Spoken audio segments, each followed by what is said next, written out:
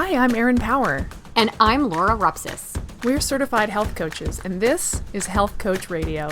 This podcast is about the art, science, and business of health coaching. We share our insider tips to help you become a better coach and entrepreneur. And we interview expert guests to discover how they've made it in this growing field. It's time for health coaches to make an impact. It's time for Health Coach Radio. Today's episode is brought to you by the Health Coach Success Virtual Masterclass. My co-host Laura and I worked hard to pull together this special online event just for you. It's a 5-day mini course in which we interview the best and brightest health coach and marketing experts on the planet to try to understand how they've become such great coaches and entrepreneurs. Included in the 20-plus expert interviews are some names you might recognize. Primal Health Coach Institute founder Mark Sisson, celebrity nutrition expert and New York Times bestselling author J.J. Virgin, author, cardiologist, and staunch health coach advocate Dr. William Davis, Michelle Liotta of Health Coach Power Community, Michelle Norris, CEO of Paleo FX and ID Life Nutrition, and many, many more. The Health Coach Success Virtual Masterclass is now available and totally free for a limited time. Check it out at primalhealthcoach.com/success. We had an awesome conversation today with Laura Poburan, nutrition business coach and mentor to practicing and aspiring health coaches. Laura has spent a long time in the fitness industry, dispensing conventional health and fitness wisdom in the same way that conventional health and fitness wisdom has been dispensed for decades. And then she had a wake-up call. She realized that there was a more impactful and transformational way to work with people. So she sold her gym and dedicated her life to becoming a masterful coach. She shares what she's learned during her health coaching renaissance with the coaches she now mentors. We'd love to have you screenshot your podcast player and tag us on Instagram at Health Coach Radio. Don't forget, the show notes for this episode and all previous episodes can always be found at primalhealthcoach.com/radio. This conversation was our first one back after a summer's podcast hiatus, and it got us fired up to be health coaches and to change the state of health in the world and to repair our clients' relationship with their own potential for vibrant health. We hope you have as much fun as we did with Laura Poburan. Welcome to the show, Laura. How are you? I'm so good. How are you guys? We're good. We're pumped to chat with you because you help coaches, correct? I do. Yes, I so do. Mm-hmm. Wonderful. Well, before we get into how you help coaches, we always love to start with the origin story. So give us your little 3 to 5 minute speaker bio of your journey and how you got to where you are today. Yeah, I've been in the journey for 12 years now. I started out as a personal trainer, kind of like most people do. And about halfway through my journey, my husband and I, we opened a gym together. He abandoned his marketing background and just dove into fitness with me. And so we ran that together for 5 years. In that time, we expanded about halfway through, so about the 3-year mark, and completely shifted gears from like working with people to managing a team and growing this brick and mortar business. And it totally sucked our soul away from us. We lost our passion. I was contemplating leaving the wellness industry altogether. I was just like so pulled away from what I was meant to be doing, which was really just working with people. And so we ended up closing our gym. And less than a year after expanding, we had taken on a $500,000 loan to expand, and we walked away from it like 11 months later. And before we pressed record, I was mentioning how I was down in Arizona for a little bit last year. We essentially packed up our life here in Edmonton and became nomadic. We started in Arizona, we lived in Mexico, we then went over to Bali, and we were living like the dream, right? But in that time, I was sort of trying to find my way, my path, because I had done everything up to this point. I had coached people on nutrition coaching. I had done the fitness training thing. I'd owned a brick and mortar gym. I was coaching online business coaches how to scale their businesses online towards achieving their version of freedom. And it was really in Mexico where I allowed myself to step back and ask myself, what would I do if money wasn't a factor and I could just live nomadically forever? And it really was helping coaches become better. And not just that, but helping them to truly understand the impact that they're trying to create in their clients' lives. And so from there, I created my certification trigger mapping, and now I work with coaches in that capacity to really help them understand more intricately what's keeping their clients stuck, what's going on subconsciously, where are they being triggered, why are they being triggered, and how does connection with self, with food, with the world play a role, because it really, really does. So that's where I'm at now. Wow. That's awesome. You know, it's funny because I left one business, finance, for kind of fitness and nutrition. My husband and I opened a gym together as well. Oh, no way. Cool. Yeah. Yeah. We opened a CrossFit affiliate with another partner, and we're going to be selling that now with our move. But there's something you said in there about how about halfway through you moved to expanding it and scaling it and taking on something much bigger and different than what you really wanted. And this little ding, ding, ding went off in my head, because we get a lot of coaches that are, you know, before they ever really dig into coaching, they're automatically thinking about scaling and growing. And my thought process is, God, watch what you wish for, man, before you try to take that big, giant leap. I would love to hear your thoughts as far as sort of words of wisdom for coaches getting started now, and where they really connecting to what it is they want and being, I don't know, I guess selective almost. I love this question. Yeah, I have so many thoughts on this, honestly, because okay, here's the reason why I expanded, the reason why we chose to expand, and the mistake that I think that you're getting at that a lot of coaches make is my decision was completely ego-driven. You know, I was in this space where we had this beautiful, tiny little studio and things were good. And it was just Landon and I, and we would pop in and train our clients. And we weren't making a ton of money, but we were making okay money. You know, it was fine. It was more than a lot of coaches make, but it wasn't enough. You know, you hire mentors and you get caught up chasing these arbitrary goals and you get in your head about it. And so I remember this conversation one morning. I was on the rear delt machine. I vividly remember this. And I was like, babe, if we're going to do this, we're doing it exactly how we want to do it. We're going to order equipment from all over the world. We're going to have the best glute training system in Canada. And we did. We honestly had the only glute machines that Canada had. We had ordered them from the UK or whatever. It was insane, totally ego driven, right? We got to be the best. And we were we had the most beautiful gym in the city. It was pristine. It was incredible. And that's truth. It was amazing. But what I thought it was going to give me was status and money and fame and once I have this beautiful gym and a team working for me, I can kick back and relax. I can go travel the world. Meanwhile, I didn't realize that my entire focus was going to have to change in order to make this what it needed to be for that dream to be a reality. I thought all of these external things, all of this external achievement was going to give me this version of happiness that I somehow was trying to chase by achieving, right? And that's not how it works. It's not how it works. You can never, ever create the level of fulfillment and happiness that you want monetarily or through achievement. What I found out in my years of healing since then, that I've gone on this massive healing journey, is that needing to achieve, needing to stroke my own ego, needing to create this status within my city, within the industry, was just me coping with this feeling of not being enough, not feeling worthy, right? And looking externally for all of these things I can do to create that sense of worth and that enoughness. And I think coaches get into this space all for very similar reasons, right? We all want to help people change their lives initially. And then we get wrapped up at some point in this game of this chasing six figures and needing to be the best. And I don't know at what point it happens. You know, everyone needs to reflect on their own journey to figure out where that click happens, but it happens for everyone.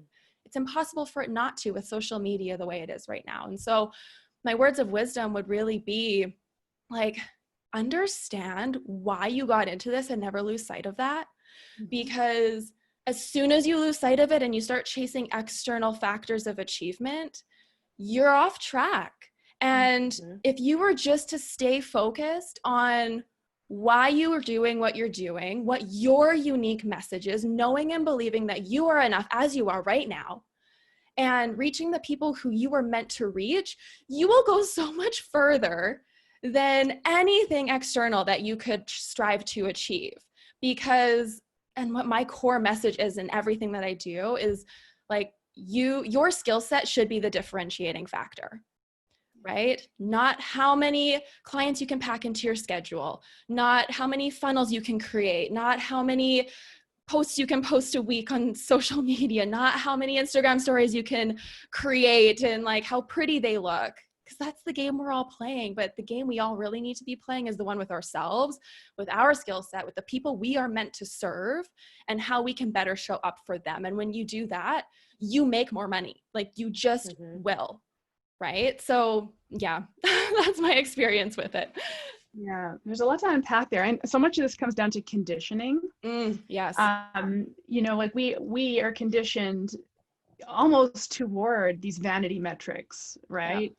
This sort of hedonistic treadmill is kind of what I was hearing you say. Like, this gym is great, but I could have the country's best glute machine. Yeah, totally. It's so stupid. Or this is good, but it could be better. Or I have enough, but I could have more. And that is so part of like human conditioning that's truly difficult to break or retrain. So first of all, I think anybody listening for whom that felt like a bit of a kick in the gut, like, ooh, I feel that in myself. Yeah. Like, it's almost not even our fault that we do this. It's not. It's culturally conditioned.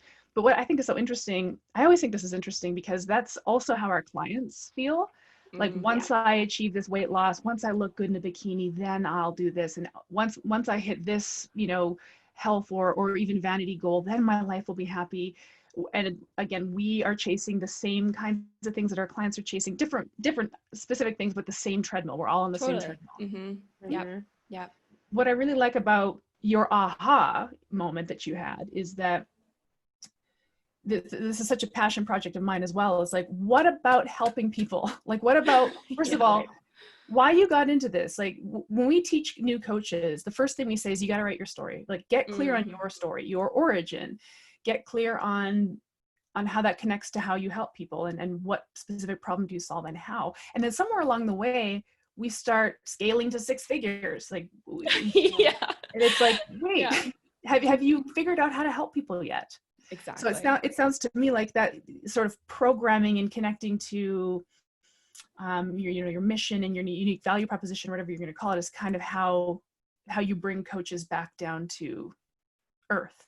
100%. You know, and the people that I attract into my program, and I'd like to say most coaches have this, but some are just more aware than others, is we have this feeling in us, like when something's not right, you know, like when we feel salesy or pitchy online, when we're posting just a post to get people, hunting people, right? We have this feeling, it doesn't feel good.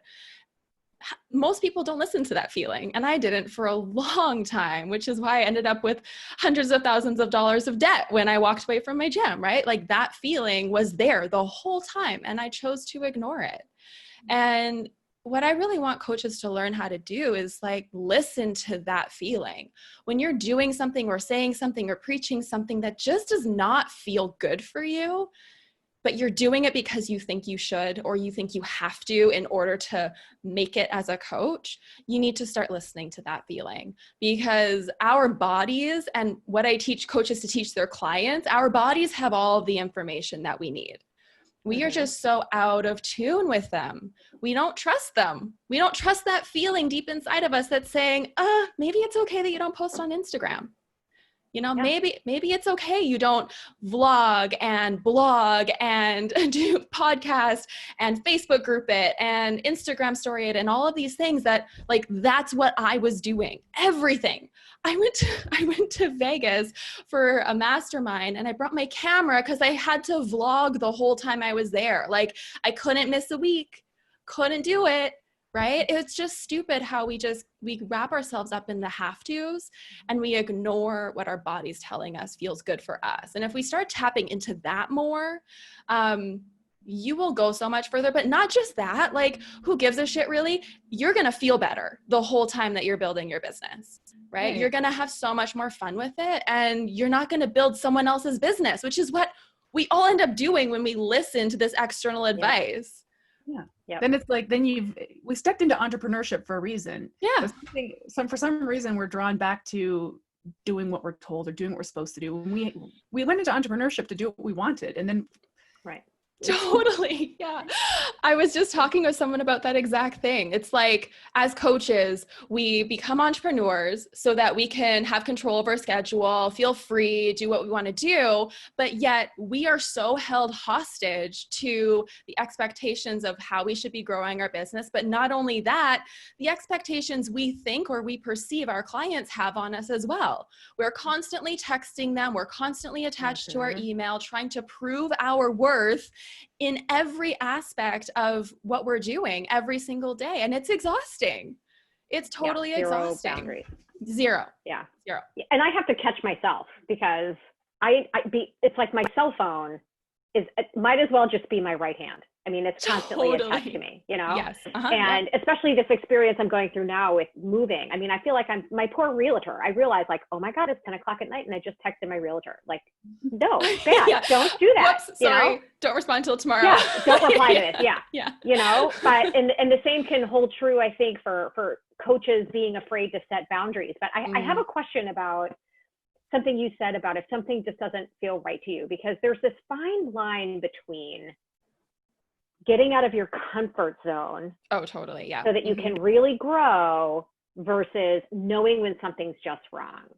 Totally. Okay. And how can a coach sort of differentiate between the two? Are there some tells that a coach could be like, nope, that's just me being scaredy pants because it's out of my comfort zone, versus no, this just fundamentally feels wrong? Totally. Okay. Yes. And I think everyone should start practicing this, and I'm going to refrain from going woo woo on you guys, but there's a difference between the voice in your head that's coming from a place of fear and the voice in your head that's coming from a place of intuition. Right. And so I don't know where your audience is at with the whole intuition thing. And so I'm not going to dig too deep into that, but what I started to practice early on, before I knew anything about intuition and how to tap into that and whatever, was, okay, what's the emotion I'm feeling? And I would just start to meditate on it. I would just close my eyes, focus on my breath, and ask myself, what's the emotion coming up for me? And it would shock me, because half the time the emotion that came up for me when I just sat with it and I allowed it to be there was so different than the one that I was thinking it was. Right. And half the time, like if I was afraid to do something and I thought I was afraid to do something, that's how I was perceiving it. And I would sit with it. I would realize, oh no, this is actually creating anxiety because it just doesn't feel good. Or the vice versa. Like, okay, this doesn't really feel good. I don't think I'm going to do this, but I sit with it and I'm like, oh no, I'm actually just scared. And that's okay. I'm honoring that, but I'm going to do it now anyways, because I need to push past that.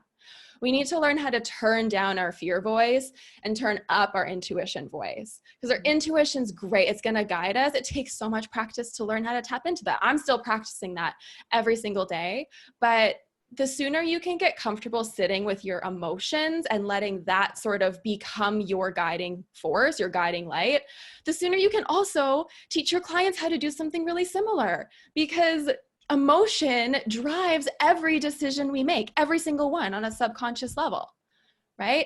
It happens with us in our body before we act in any situation. So if we can learn to tap into that ourselves and then teach our clients then how to tap into that as well, I think that everyone is going to be so much better off, because we're going to be making choices that actually do serve our highest selves and not just expectations, or because we don't want to be judged, or because what if we're not successful, that sort of thing. Mm-hmm.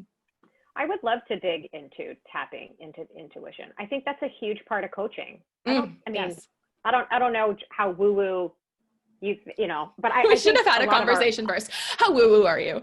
How deep can we go into this? No, but I think intuition, anyone who's drawn to coaching gets.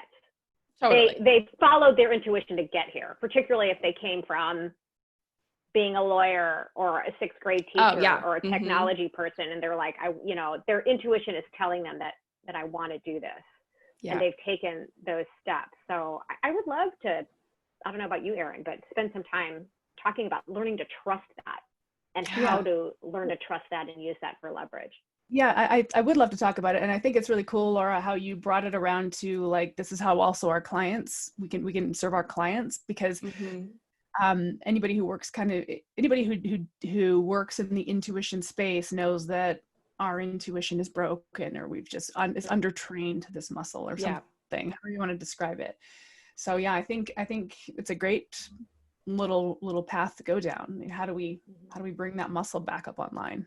Totally. I mean, well, when we're working with our clients, maybe we'll start there.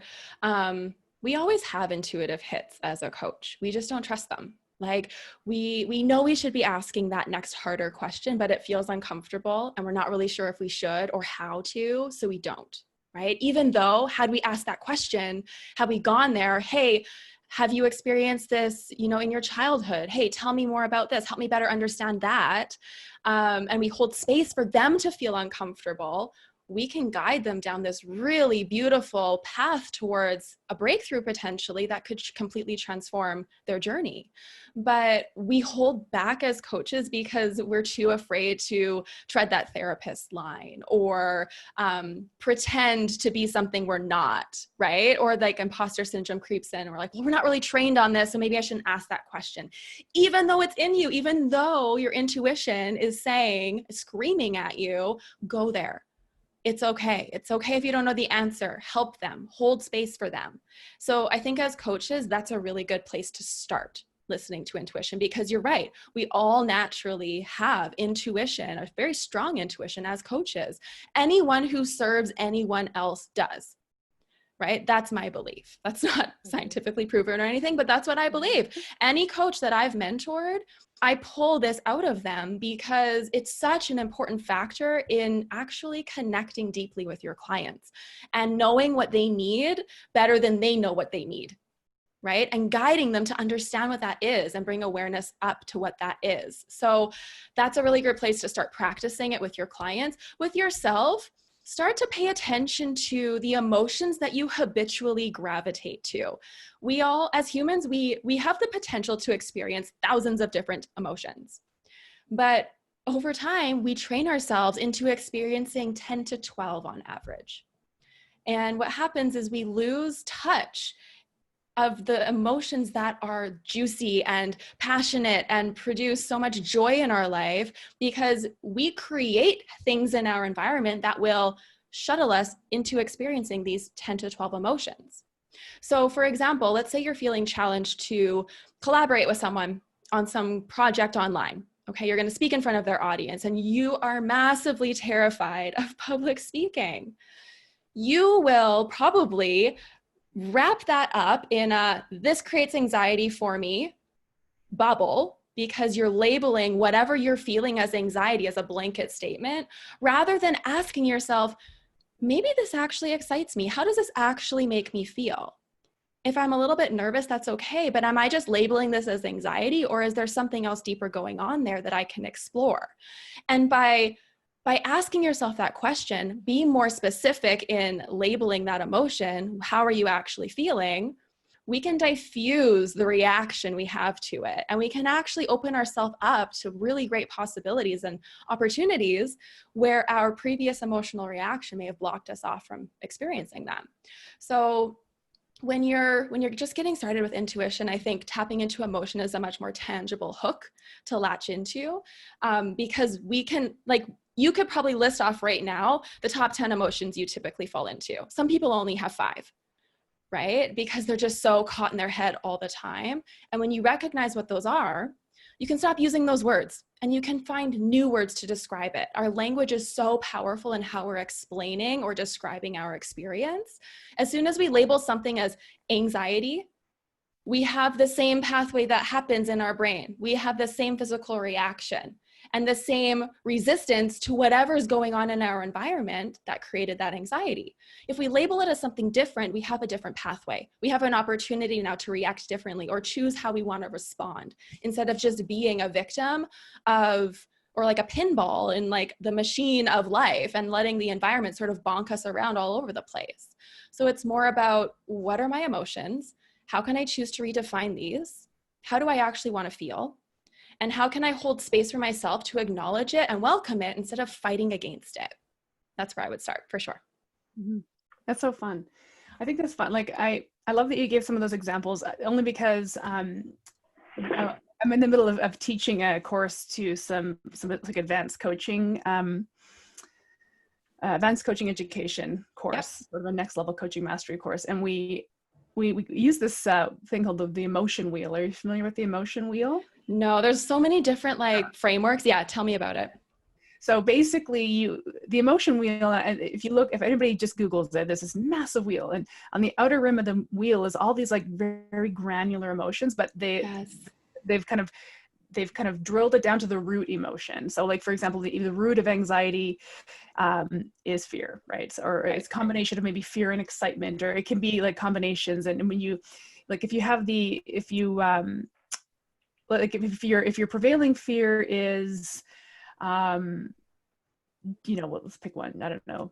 Not being enough. Yeah. Disempowerment, something that, that the root of that is weakness, and the root of weakness is fear. And it's just a really cool tool to kind of like, because to your point, I don't know, it's kind of like a double-edged sword. We have trained ourselves to experience only 10 to 12 emotions, like you said, but at the root, there's actually only a handful of like root emotions. We talked about this with Dr. Joan Rosenberg. I don't know if you've ever followed her work, but she feels like I think she says there's 7 or 8 root emotions, and all of these other little experiences we're having kind of come down to the root. And there's something really powerful about connecting to the root emotion. But most of us just aren't doing the work of paying attention. Paying attention is a big thing, right? It is. Like, awareness is first. Yeah. Yeah. To me, that's the definition of mindfulness, is paying attention. And we're just not trained to pay attention. Yep. I think we're too rushed. Like, I think we do everything we do is to get to the next thing that we have to do. I was having this conversation with my husband the other day. I'm like, I go for a walk in the morning so I can come home and work out, so I can eat breakfast, so I can start my day, so I can do this, so I can do that, right? We don't just stay present in the moment. So the last few months, I've really been practicing just like, okay, if I'm eating breakfast, eat breakfast. Enjoy it. If I'm on a podcast, be on a podcast, enjoy it. Don't be thinking about the next one you have to hop on or whatever, right? It's more about just learning how to enjoy what you're doing right now. And I think that extends into the work we do with our clients, that extends into the things we're doing to grow our business. We get so wrapped up in, okay, here's my checklist. If I can complete my checklist, I'm allowed to feel good about myself today. If I don't complete my checklist, I failed. Right. And like, I know that's exactly how I used to be. I know that's how so many entrepreneurs are. But what if you just started with the first thing on your checklist and you just enjoyed it and you spent some time there and you were present with it. And then you moved on to the next thing and you were present there and you weren't worried about finishing your checklist. You just enjoyed every part of it. Like, that would be such a different experience. Yeah. Right. Oh. Yeah. Being present is something I struggle with, and my husband does too. I am always thinking of what I have to do next. Yeah.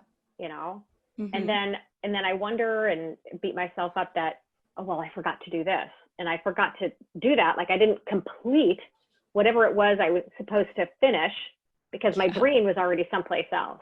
Right. And I keep trying to remind myself to just focus on one thing at a time. I'm a terrible multitasker. That's like one of my biggest faults, I guess, right? One of my biggest weaknesses is I have a tendency to always have other things going on at the same time instead of really just focusing on getting one thing done really well. Yeah. And I see it in my clients. I see it in my clients that come to me and we have a coaching session and we talk about, what it is they really want to focus on this coming week. And they give me a list of 3 or 4 things. And I'm like, no. One thing, right? Because I know through experience that they will inevitably fail at 2 or 3 of those 3 or 4 things. Yeah. And then they're going to come back and then they're going to feel bad about themselves in the next coaching session. That's so interesting. Yeah. I think that, sorry, just to interrupt you. I don't want you to move on from that point. I think we're so trained to do that to ourselves, to sabotage ourselves, because we're constantly looking for evidence to support the beliefs that we currently have about ourselves. If we believe that this will never work. I'll never be successful. This is only temporary. We're going to create an environment to support that belief, subconsciously or consciously. So when we have those beliefs and then we do things like, I'm going to do 6 things this week. I'm going to rock it. And you're motivated day 1. And then by the end of the week, you're like, yep, I knew it. I couldn't do it. There you go. Right? That's what we do in every aspect of our life, nutrition in particular, right? It's just like, how much can you do is always the focus, rather than let's just be present with this one thing and then let's build on it, and let's not rush, and let's just enjoy this journey. Like, that's a lot less sexy, right? But it's way, way better. Way better. Powerful. It's powerful too. Yeah. So if you're a coach listening and your client says, okay, my goals for this week is I'm gonna make breakfast every morning. I'm gonna go for work every day on my lunch break. I'm gonna get to bed by 10 o'clock at night, and I'm gonna get 3 weight training workouts in. That's my goal for the week. As a coach, you say, which one of those 4 things do you feel like is the most within your reach? I guess going for a walk every day on my lunch break, that's probably the easiest one. Okay, let's focus on that one. Let's get that one down pat. And it, probably for a coach, it feels like, well, I'm selling this client short, or they wanted to do 4 things and I'm asking them to do 1. Am I, but our role is to change the client's identity from, I'm a person who always fails. I've set 4 intentions for myself and I failed on all of them, to, wow, I set an intention to do 1 thing and I did it. I'm a person who achieves. Changing their how they self-identify. 100%. That's the transformational piece. It is. Yeah. And like I say this all the time, the hardest thing for a coach to learn how to do is to hold themselves back, because we forget that as a coach, we are also seeking significance. We are also seeking to feel proud of ourselves and to be happy with the results that we are creating. And we put this heavy weight expectation on ourselves to create it for them. And if we're not doing that, then what are they paying us for? When really, the way more challenging thing is what you just said, is holding our clients back and being there with them to hold that uncomfortable space and to show them that this is different. This is why you're going to be successful this time around. How do you feel about this? Tell me what's coming up for you. I'm feeling resistance. Let's talk about it. Or like, hey, we didn't lose weight this week. Let's talk about that, instead of putting our head in the sand, hoping they don't say anything so we don't have to have that uncomfortable conversation. Let's just get better at putting things on the table that feel really uncomfortable, because your clients have been running from that shit their whole life. And if you're the first person to say, hey, I feel some resistance coming from you, tell me what's coming up for you right now. How are you feeling about this? And giving them space to actually say, well, I'm frustrated because I feel like I should be doing 4 things, not just 1 thing. And now you can talk about it, rather than just, okay, let's just do the 1 thing. Now go on your way, because you're nervous about having that chat, right?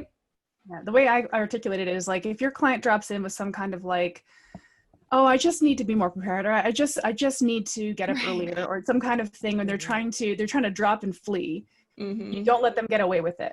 Yes, exactly. Say, whoa, let's pull that back here for a second. Whoa, we're going to just spend this whole coaching call talking about that 1 thing that you thought you were going to sort of grenade, drop, and run. You love that. but clients haven't done it, and humans don't do it. We've deconditioned away from doing that. And imagine the impact you could make. That's totally. Really We're also powerful. guilty of just skipping over all the little steps, right? Yes. So to use Erin's example, oh, I just need to get up earlier, or I just need to be more prepared. Okay, so what does that really mean? What is the 1 thing you have to do to know that you're going to get up earlier? Because for most people, they got to freaking get to bed on time or earlier so that they can get up earlier. So what are you going to do to ensure that you're actually in bed earlier, so that you can be successful in getting up earlier? Or what does being prepared mean? What's the first thing you have to do to be more prepared? I think we take for granted that these things just are, well, they're simple and obvious, so we don't need to dive into the intricacies of them. When in reality, the reason they're unsuccessful at doing these simple things is because they're far more complicated than they realize. I like to say, like, and I learn this lesson constantly over and over and over again, but as coaches, never assume anything. Never assume your client knows what you mean. Never assume they know what to do. Never assume that they've understood you. Always ask, hey, what does this look like for you? How do you feel about this? What are you going to do? Explain to me how you've understood me, and just being okay with slowing down the conversation exactly like you've said. I think, like we said earlier in the show, we're so accustomed to rushing to grow our business, rushing to get our clients results. And it's all hinging on this core underlying factor of, I need to prove that I'm enough. I need to just get there or get them there so that they're happy, so that it's not uncomfortable for me to talk about why they're not progressing fast enough, so that I don't have to face my peers because they have all these thousands of testimonial pictures before and afters and I don't have any. And that makes me feel bad. Right? When really, if you were to slow down, the results that you're getting your clients are internal. They're intangible. And those are so much more powerful. You're not going to have a before and after of that. You don't need them. Right? So stop comparing yourself, I think, is what I'm trying to say. Yeah. I have a really specific question. And because I feel like we're all on the same page as coaches. What about if you were a coach? Because I'm sure we definitely have coaches like this listening who are squarely in the body recomposition space, for whom there's physical metrics that need to be met, and the client is less concerned about doing the inner work and more concerned about doing the outer work. Mm-hmm. I think, okay, here's the answer that I give my coaches. You have to be okay with doing that. So if you are not okay purely coaching someone on their body composition, not touching the inner work at all, then okay. Then coach them on their outer physique and let that be okay. It's not up to us to convince our clients that the inner work is important. Right. It's not up to us to convince people to live their life a certain way just because we think that's what's best for them.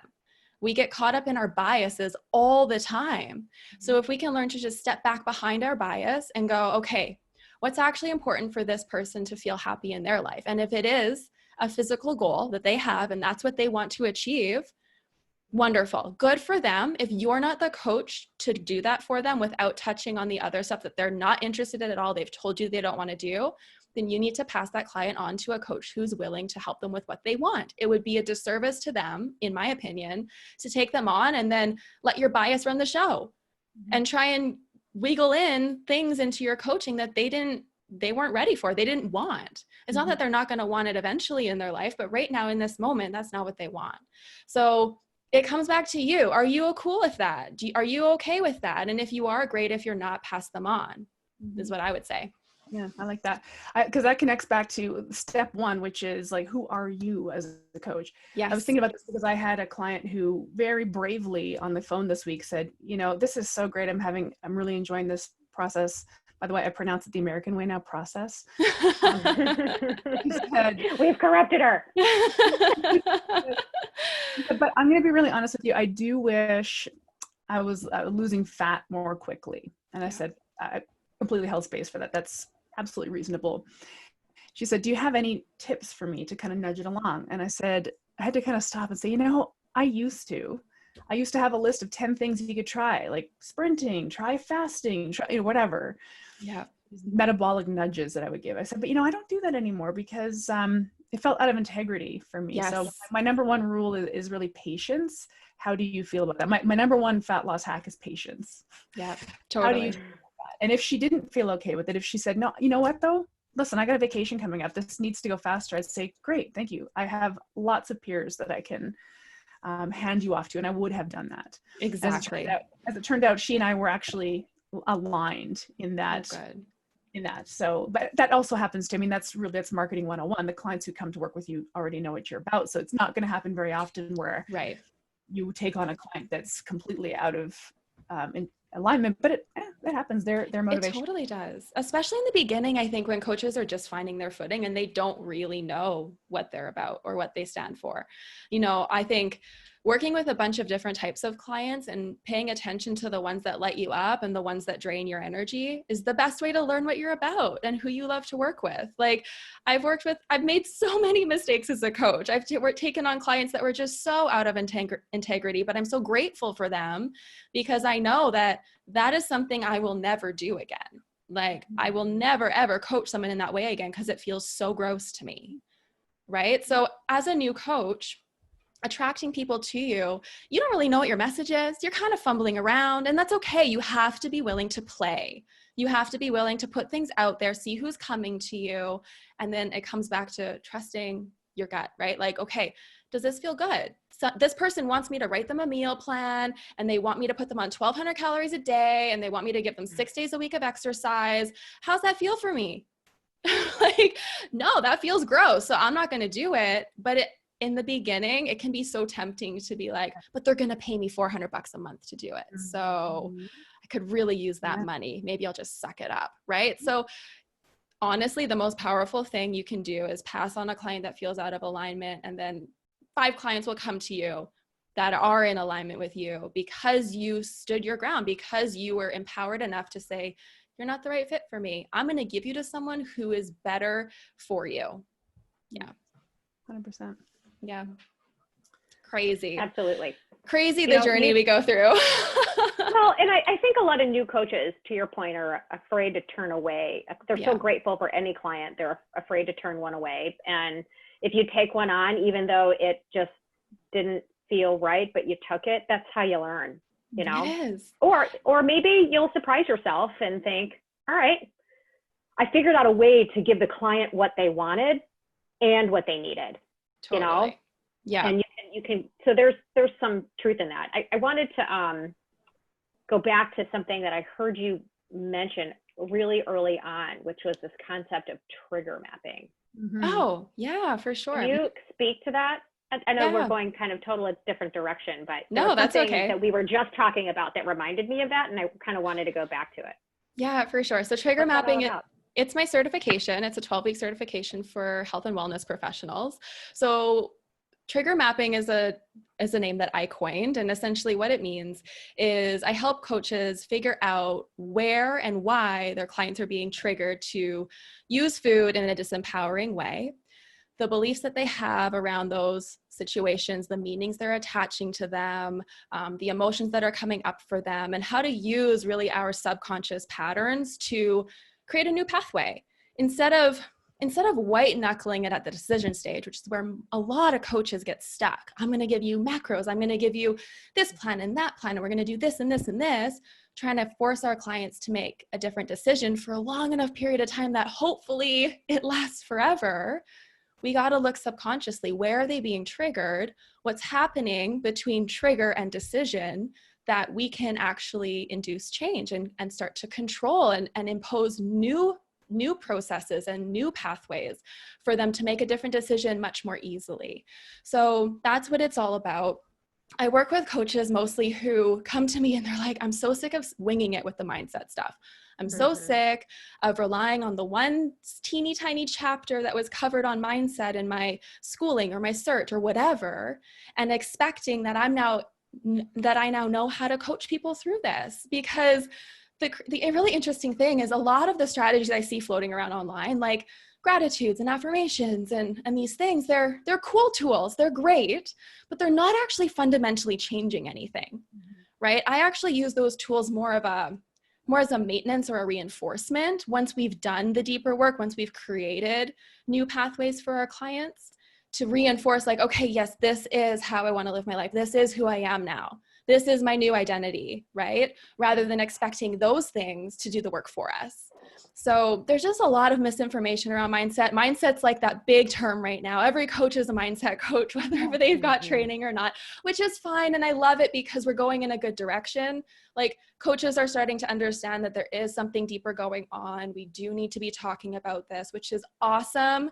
And that's never a bad thing. But I think it overwhelms a lot of coaches because it is so intangible. How do you measure intangible progress when a client's weight hasn't changed for 3 weeks, but they've completely transformed how they feel about food and themselves? How do you measure that? How do you relay that to your clients? So it's a lot of connection with our clients. It's a lot of proper communication skills, that sort of thing. So yeah, it's lots of different stuff.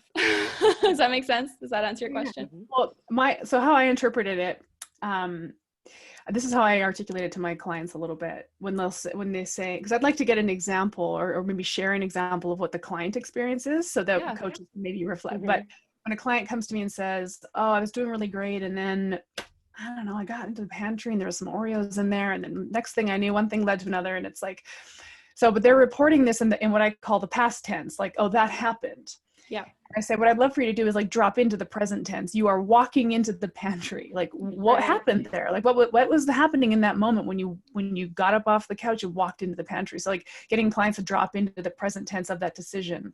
Yes. Yes. That's kind of how I articulate it. I will admit that I need to work on my mindset training. So you just might have a new moment into your course after this. But as an example, like, can you share maybe an anecdote of like a client reporting in on food behavior, let's say, and how maybe the coach would work through navigate that. Okay. Yeah, I have a great one for you.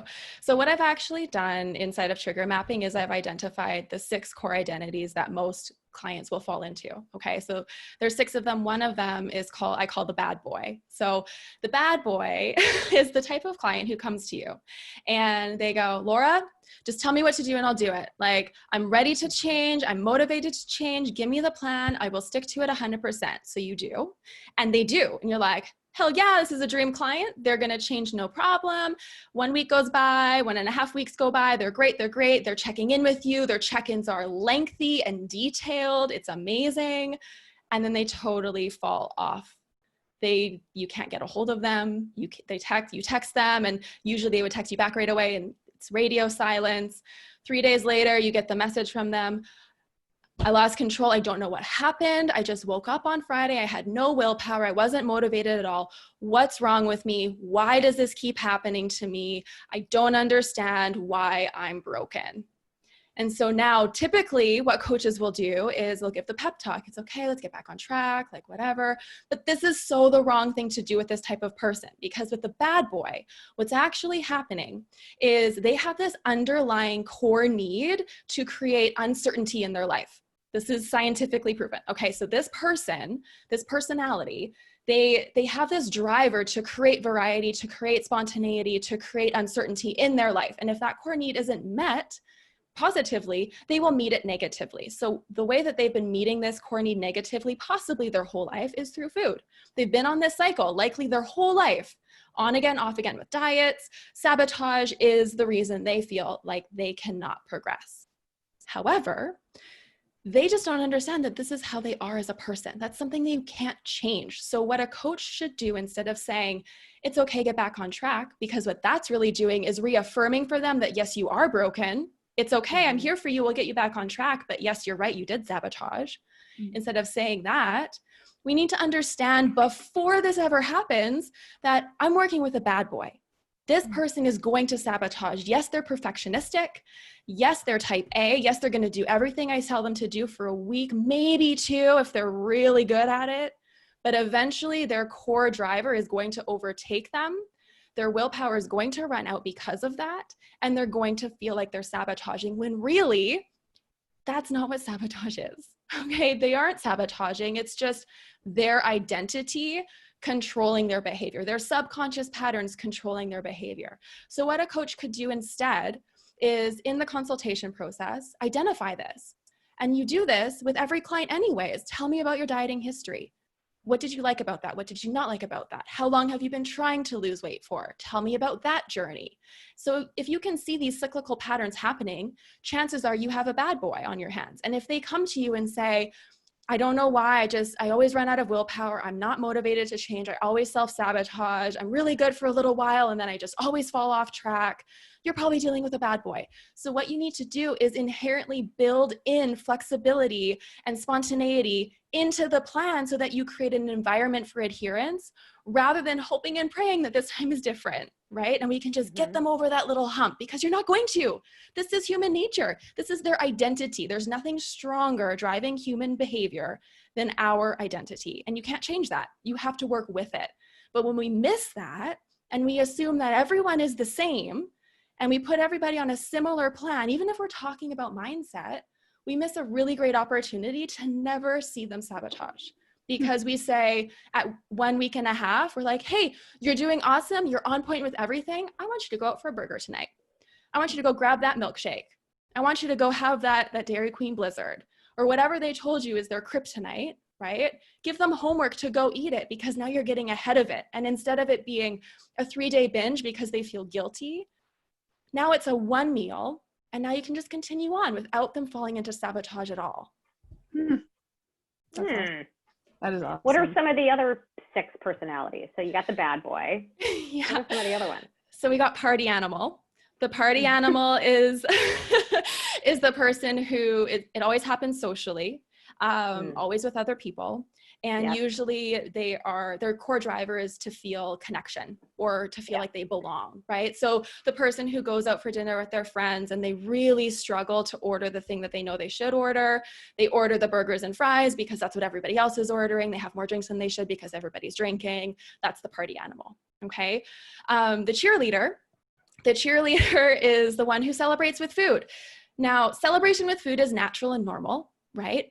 But this person will eat to excess and then justify it because of celebration. So it's my birthday, I'm gonna eat whatever I want. And then they eat to the point of feeling sick, right? That's the cheerleader, okay? We got, oh my God, I'm blanking. This is so crazy. You put me on the spot and I'm totally blanking. Okay. I was just curious about, but I love the names that you give them. And being like, yep, I've had those. Yep, I've had a couple of those. Right. You know? Oh, another one is the magician. The magician eats out of boredom or monotony. So like, my gosh, that's my right? husband. Totally. Yes, that's so many people, and people can be more than one, right? We want to find the core one.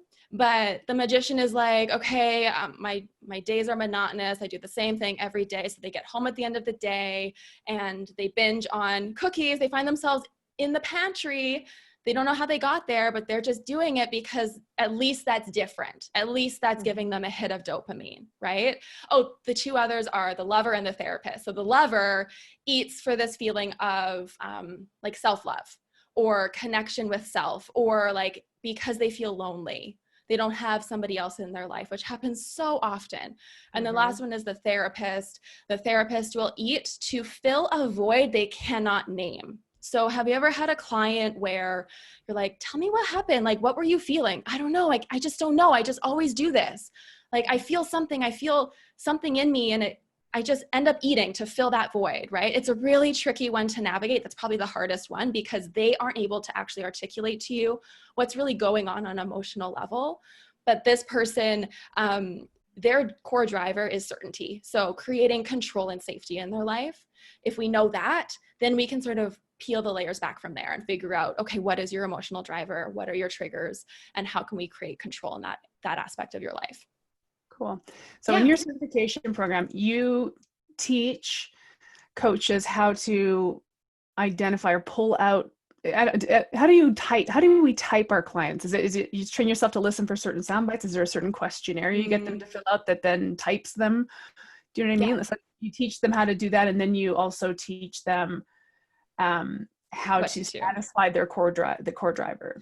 So. Yeah, for sure. So it all starts pre-consultation, right? So there's this whole intake process that I teach my coaches to take their clients through, and knowing and believing that if people don't fill out this audit, that is information too, right? That's telling us something too.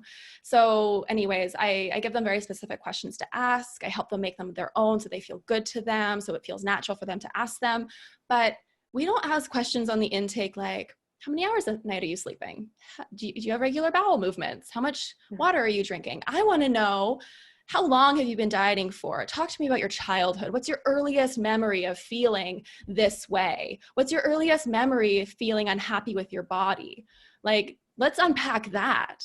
Because if I can pre-frame someone to say, hey, listen, I'm really excited to talk to you. I'm going to ask you to do this audit for me before we chat. I just want you to know that it's probably going to trigger you. It's probably going to feel uncomfortable. It might bring up some heavy emotion, and that's okay. I'm giving you 3 to 4 days to do this before we talk because I want you to take your time with it. And I need you to know that this is not going to be the same as every other time you've tried to do this. So just by pre-framing them with, hey, listen, this is going to feel heavy. it might bring up stuff that you're not comfortable with. I'm here for you. I've got you. This is going to be different. People are so excited because they're like, oh my God, this is what I've been waiting for. Like, thank God this person's not just going to give me a meal plan and say to try harder. Right? So that's how I teach my coaches to just pre-frame and pull them in. The consultation is how we figure out what face of food they are. Keeping in mind, people can be more than one, right? So the more you practice, I call it pulling on strings. So the more you can practice finding the strings to pull on and then pulling on those and getting comfortable pulling on them, pardon me, the better you're going to get at more quickly identifying which face of food this person is. And then your whole consultation is just focused on that, because once you understand what drives someone's behavior, you understand exactly what you should be doing with their plan. You understand what sort of communication that person needs to feel supported. You understand where they've been going wrong their whole life. And now you have an opportunity to elevate their awareness. The most powerful thing we can do with our clients is show them that they're not broken, is show them like, look, this is who you are. This is why you've been doing this. This is why you've felt so stuck. You're just human, girl or guy. Like, we got this. This is what we're going to do to overcome this. We're going to make your personality work for you instead of just constantly fighting who you are as a person, right? So that's sort of what I take them through. And then totally I teach them what to do with each face of food. And then we talk more about like how to remove your bias, how to step behind your bias and really view the world through their eyes, and what it really means when people are experiencing these emotional reactions and how to coach people through that. And yeah, so much more. Yeah. Wow. It sounds amazing. Thank you. Yeah, I'm loving it. So is it a course, or is it like a one-on-one program that you coach people through, a group program? Like, well, how is it? Yeah. So for me, like a big piece of how I coach and how I teach people to coach is just through intimate connection. So it is a certification, but you feel very held throughout the entire process. So you get trainings from me. It's like you have your own little login or whatever. I have this workbook you work through. Great. It's about an hour a week of that. Most of the work is done on the coaching call with me every single week. So we're talking every week. I'm teaching you how to take the strategies I taught you each week and implement it directly with your unique client scenario. So the calls are so fun because everyone comes with their client questions. Hey, I'm stuck here. Hey, I'm stuck here. How could I implement this strategy with this person? So it's always dynamic, and everybody has different types of clients. So everyone's learning from each other. It's really wicked. But then most of the work really is like, okay, here's your strategies, go implement with your clients. Let's talk about what felt good. Let's talk about what didn't feel good. And let's move you forward from there. The way I've designed it is very like a scaffolded approach. So I build on each week, right? Mm-hmm. So it's like this stuff you can't just teach all at once. It has to be layered. And so for you to really get the most out of it, I give you a few strategies week one, you go try them, you come back, I layer on top of that until you get to this place where you have the full picture. And then at that point, we shift onto you actually, and we start talking about your own limitations and where you're holding yourself back.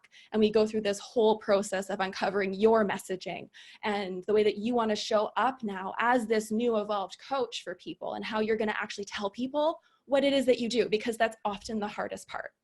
Mm-hmm. Woo. It sounds epic. It sounds amazing. Congrats. Thank you. Oh, thank you. Yeah, I'm loving it. It's so fun. It's so like exactly who I am. And it's always sort of been in me, because even when I was business coaching my clients, we would always grow their revenue because I would just make them better coaches. Like, thank you. Oh, that's how you scale your business, people. Ding, ding, ding. Coach. Yeah. Amazing. Oh, that's awesome. I don't doubt for a second you're going to probably get a flood of inquiries after listening to this, because anybody who's a practicing coach, the stuff is really landing. It's really landing. We've all had those avatar clients, those different little identity clients. And, you're right. Like our biases get in our way. Like the way that this is how I coach in this way. And so I'm going to square peg, round hole this person into my approach because it's worked before for lots of other people. So why can't it work for this person? And we're not really, I think that coaches, we do great work in really getting, a good coach gets in with their clients to a deep spiritual level, but we need to be able to understand What's really going on with people. Those core drivers, I think those are really interesting. Huge. It's everything. And it's like, as soon as you learn about them, you'll see them in yourself, right? You're like, oh my God, I do that in business. Oh, I do that in my relationship, right? Oh, I'm seeking approval in all of these aspects of my life. And oh, that, by the way, I used to do that with food too. And that's why I'm a coach now, right? And I think it's really cool because I am such a believer that, like, if you want to coach keto, you go for it. Like, you do your thing. If you want to be a macro coach or Whole Foods or whatever, like, I don't care. All I care is that the right people are finding you. But the strategies that I teach, they're layerable on top of every philosophy. I'm not here to like teach you how to coach nutrition. I want to teach you how to get into the nitty gritty with your clients, because that stuff is universal, right? It doesn't matter what your philosophy is. You have to be able to understand how someone's brain works and why they're making the decisions they're making, not just how can we make them make different decisions. So different. Yeah. Very cool. Thanks, girls. Appreciate it. Yeah, fantastic. So we would love to hear about how people can, I agree with Erin. I think you're going to get a lot of interest and wanting to learn more about trigger mapping. I mean, and every personality that you sort of brought up, yep. And I agree with you too. There's probably clients that are more than one. Oh, for sure. I do think when we have coaches who are suffering from imposter syndrome, thinking they don't really know enough, I don't think that's really it. It's not. I think they know enough. I think it's this lack of confidence in this area. It totally and is. Being able to help lead somebody else or guide somebody else through this emotional stuff. It's really uncomfortable for a lot of people. It is. So, it is uncomfortable. I mean, yeah, you mentioned it earlier. You said everyone's talking about mindset. We know mindset's important, mindset. And it can, so, you know, we can go out to market as a coach saying, yeah, mindset's important. I don't really know how to do that, you know? Totally. Like, we pick up a habit change book and we like try a few things out, right? And like, that's how I started too. I mean, that's kind of how we all start, is just playing around and dipping our toes in. But, you know, like, it's been 12 years of me figuring this out. And the reason why I actually never intended to monetize this, I figured this stuff out because I had a client 12 years ago who I like had prepared this brutal gym session for her. She was like one of my first ever training clients. I'm like, yep, got to kick her ass. And she walked in and I got this feeling like, okay, this isn't what she needs. I got this feeling like something's wrong. So instead of putting her through the workout, I invited her to go on a walk instead. So we went out for a walk and I started asking her, like, talk to me about your past. Like, why are you here? What are you getting out of these sessions? How are you hoping that this is going to change your life? Just naturally, like, I don't even know to this day where that came out of me from. And she started to talk to me about her history of child abuse and like how strong of a driver she has to cope with food now, and her marriage as it was falling apart, and her son who has a disorder. And anyways, it was just really heavy, and it just completely shifted everything for me. It's like, oh my God, there is so much more to this than just giving people a plan and expecting them to show up, right? Mm-hmm. So it was that moment that sort of set in motion for me this lifelong journey of how can I figure out why people are behaving the way they're behaving, how to get into their psyche and figure out what's driving those behaviors, how to be compassionate, how to be empathetic, how to communicate with people when it's uncomfortable for me, because it's going to be uncomfortable for you. To ask people about their history of child abuse and give them space just to talk. You're not pretending to be a therapist, but you are a safe space for them. You have to be open to holding that space, even when you inside are going, oh my God, what am I going to do with this? That's okay. You don't have to know in that moment. They don't need you to know. They just need you to be brave enough to hold that space and be there to ask the hard questions, right? And then you have people like Laura, like Erin, that you can reach out to and ask, hey, like, this was dropped on me. What should I do? What should I do with this person? Am I equipped to handle this? Right? And likely you are. It's just a lot of fear that's coming up. So it's really important for us as coaches to recognize that it's going to feel uncomfortable, and it's not our client's job to make us feel comfortable. Right. Like, if you feel uncomfortable asking a question, that tells you that you have work you need to do. Mm-hmm. Right? Don't run from that, because that's a huge growth opportunity for you. Yeah. Absolutely. It's so funny too, because I have met coaches in the past who will just fire a client if they're not compliant and don't do it. Oh my God, totally. That's actually a part of my marketing. Right? It's like, hey, do you ever want to fire a client? What's happening in my head is that person's not a coach. Totally. Yes. They're calling themselves a coach. They're not a coach. They might be a trainer or acting as a different type of practitioner. Mm-hmm. But your client is being compliant to who they really are. Yes. And it's our job as a coach to help them figure out how to work with that. That's kind of what I've taken away from this whole conversation. Yeah. And just like one more point to that, and I love that you brought up firing clients. The crazy thing is that I know for a fact there's certifications out there that tell their coaches to fire nightmare clients. Guard your energy, charge your worth, protect your space, set these boundaries up. Those people aren't actually ready to take this seriously. They're not really ready to change.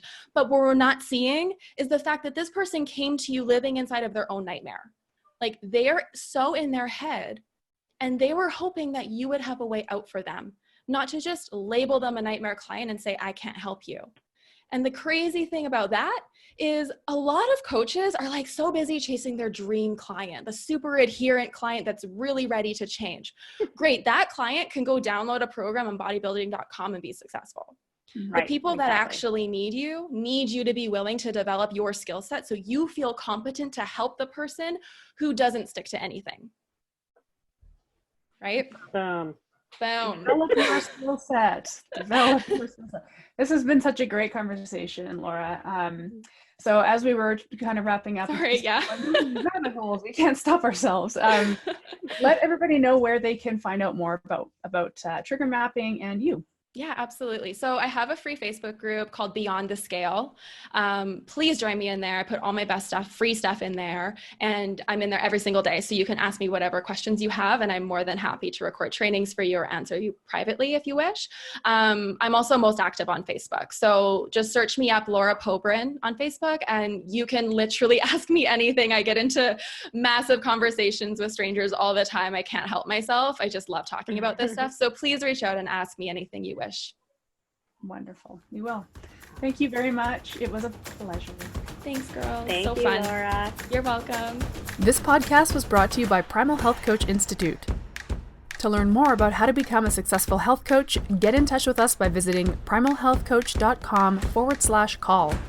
Or if you're already a successful health coach, practitioner, influencer, or thought leader with a thriving business and an interesting story, we'd love to hear from you. Connect with us at hello@primalhealthcoach.com and let us know why we need to interview you for Health Coach Radio. Thanks for listening.